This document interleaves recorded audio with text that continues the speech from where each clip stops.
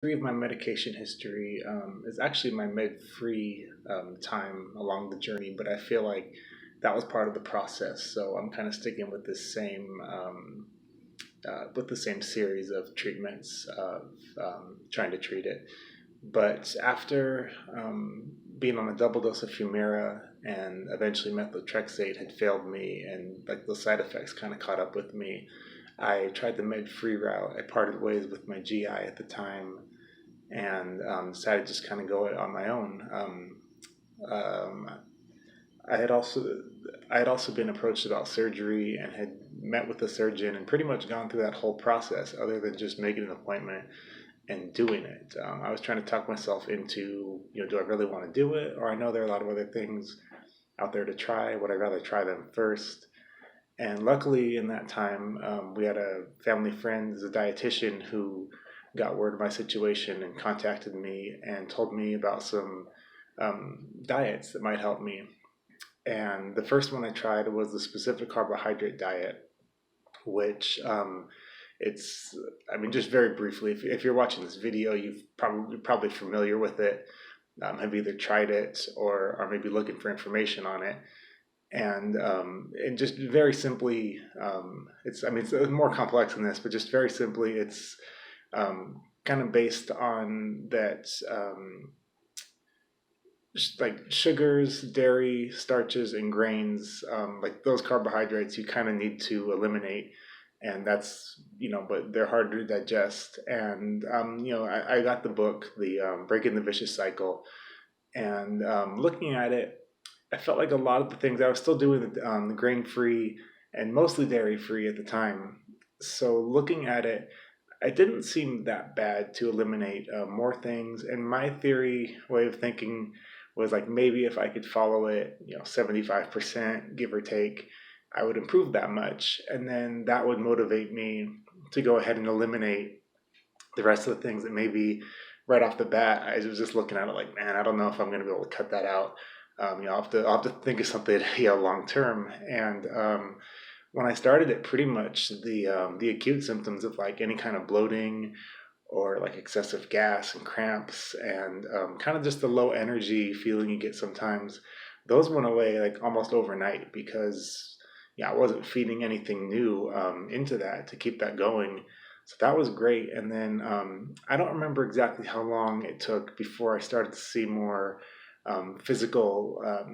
Well, I wasn't with a doctor, so I don't know what was going on, on the inside. But over time, I mean, just all of the like the frequency, and even then, I didn't really have like any problems with urgency. It was definitely more urgent than before I was diagnosed. But it's not like I ever had to run to the bathroom. It would be more like maybe you're out and you get that feeling, and it's like, okay, well now, like my number one priority is to look for a bathroom, but like there's no rush. It's just like when one comes about, I'm going to go use it. So that was about as urgent as I ever had. It was not too bad, but even that decreased quite a bit. Everything started to become more normal, more solid, and more routine. Um, I don't know, probably within 4 to 6 weeks or so, and that was going pretty well for a while. I was working a job where if I was working like 3 to 5 days a week, pretty much on days when I worked, I would have like a very similar eating pattern. And then days that I didn't work, I would have like a completely separate but similar eating pattern for a day that I didn't work. And I started to notice that this was probably over like several months, but I started to notice that on some days I would have a little bit more noticeable symptoms of just having to go a little bit more and maybe watery stools. Nothing major, but enough to notice. And I just kind of wondered about that. And I figured it was either something that I was eating on those days that was bothering me, or something that I was eating on the other days. And then it would take that full, like maybe 12 to 18 hours for it to hit me. And then it would be like the following day that I would experience the symptoms. So I was just trying to make note of that. I was keeping not a really strict journal, but I was keeping notes on what I was eating and how that was impacting me. And then over time, I remember it was in November of 2013. I don't remember the exact dates, but I was in Seattle for some conferences, and I was a little nervous to go because this was like my first significant trip where I was gonna have to try to follow these diets and try to find safe food, which was not a problem. But instead of being able to prepare a lot of my food, I maybe had to get like a canned version or a slightly more processed version. But I didn't think it would be enough to really to not do it. Essentially, like I thought it was worth the risk. We'll see how it affects me. And overall, I didn't have any major problems. But I did notice, that again, certain foods, especially vegetables, without going into too much detail, like I was suspicious of them because they were pretty much still recognizable, when they would pass on the way out, and I started to wonder, well, there's no guarantee this diet is like 100% accurate for everybody. So I inquired on, I think it was a Facebook group that I was part of. Does anybody else experience that where, for the most part, this diet works and it really helps, but maybe individually you find foods that just you personally don't, it doesn't work for you, maybe just these individual ones. And somebody had recommended I look up a low/high FODMAPs and the FODMAP diet. I'd never heard of that, so I did. And what the FODMAPS diet is, so I have a piece of paper here just to make sure I got my my notes right. So it stands for, and it's very similar to the Specific Carbohydrate Diet. Basically, they're short chain carbohydrates that you're looking to avoid. They're harder to digest, and instead of being absorbed into the bloodstream when you eat them, they just kind of sit at the end of the digestive tract or somewhere along the intestines where they just kind of sit there and they're converted to gas, or they might draw in liquid, which obviously leads to diarrhea. And, that's how we have problems digesting them. We should avoid them. So I looked them up, and what the FODMAP stands for, it's fermentables, oligo, di, and monosaccharides, and polyols, which are like sugar alcohols, which I think are just really bad in general. Those are one of those things that I still pretty much avoid now. I mean, regardless of if you're sick or not, I tell people I wouldn't touch them because they're bad for you. They're known to have a laxative effect, and just they're not natural. Your body doesn't know what to do with them. So that's one. This is like kind of getting off topic a little bit, but also working in the health and fitness industry, like I tell people there's a lot of difference, because obviously if you look at what I eat now, I can't say it's all healthy. I mean, when I do these food challenges, some of them are very unhealthy, but I say there's a big difference between unhealthy and unsafe foods. Unsafe typically is just more of the processing and the artificial ingredients. Like unhealthy foods can be natural, they're just not good for you, and you can't do on a regular basis. But again, that's kind of getting off topic. But personally, I think the sugar alcohols are unsafe, so I try to avoid those anyway, even now. But a lot of it is very similar to the specific carbohydrate diets. But when you get down to like, especially the fruits and vegetables that might be legal on the specific carbohydrate diet, some of those might be considered high FODMAPs, and which you should avoid.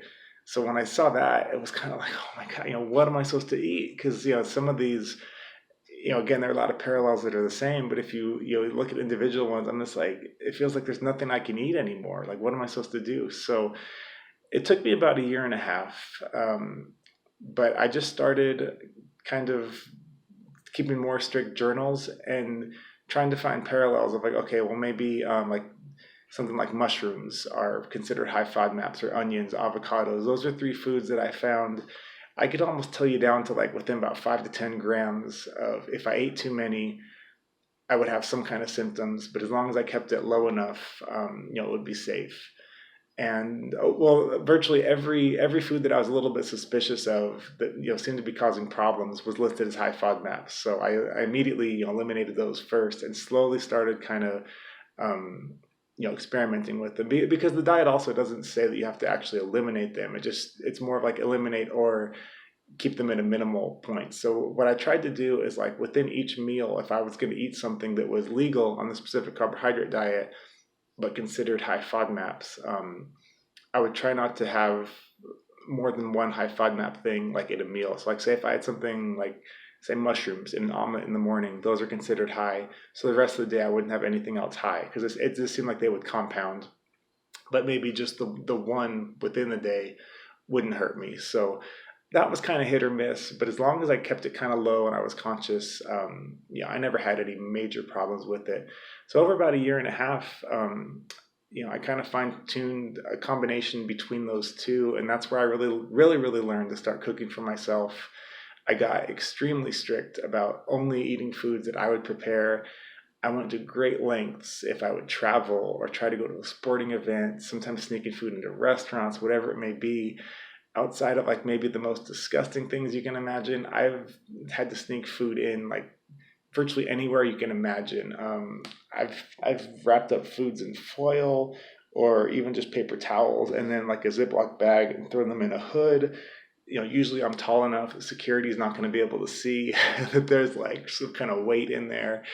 I've tucked it into, like, if I'm wearing a sweatshirt and then a t-shirt that's tucked into my pants, I've put it like down my back. So like it'll just kind of stay at the small of my back and it won't like fall down. And then as soon as I get in, I'll take it out.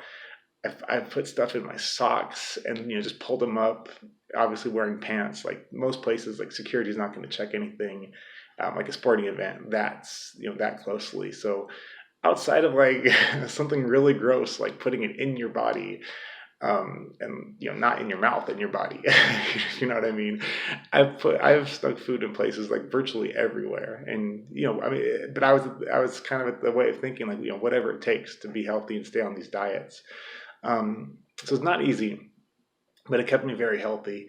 And including that roughly year and a half of kind of experimenting, I had to do that for almost about 3 to 4 years of being on the very, very strict diet. But I found that it worked for me.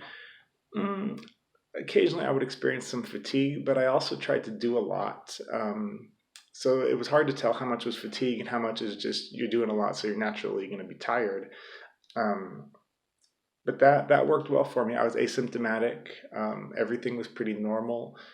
I wasn't seeing a doctor though, so I didn't really know, what it was like on the inside. But I figured, well, if there's absolutely no symptoms, I feel great, everything must be okay. And eventually, I had 2 things happen that pretty much motivated me to like, well, you know what, I should go see a doctor. It wasn't exactly like what I was going through, but they were both just people youngish, my age, seemed to be healthy, and went for checkups and found out that they had some kind of serious illnesses. Well, one of them wasn't a serious illness, but essentially these people both ended up passing away, either that I knew or just knew of, like through the internet, like a friend of a friend. And I was kind of like, wow, it was shocking. So I was like, well, maybe I should go see a doctor. So I did. I found a new GI. He seemed really nice. I explained my situation and everything that I'd been through up to that point. And, I figured if I wasn't in remission, everything should look pretty good though. Cause I felt great. And I ended up having a colonoscopy, and to actually both of our surprises, it looked as bad, if not worse, as it did when I was first diagnosed on the inside. So that was rather shocking. And, that was pretty much the end of having to, be too strict with the diet, because it was very deflating. I didn't go out of my way to eat unhealthy foods, but I felt like I could let loose a little bit after that as we tried to figure out, what a long-term treatment might be. So that's kind of the end of this portion. I didn't stop eating healthy, but eventually, before deciding on surgery, we did try one more thing, and then there are a few other treatments that I want to talk about along the way, but I feel like they kind of deserve their own video, just because they're a little bit different, and I have some great stories about them. So I'll leave it off right there. Talking with my doctor, and then we'll get into what I went to then, and then what ultimately led me to surgery and where I am now. So until then, I'll see you. Have a good one.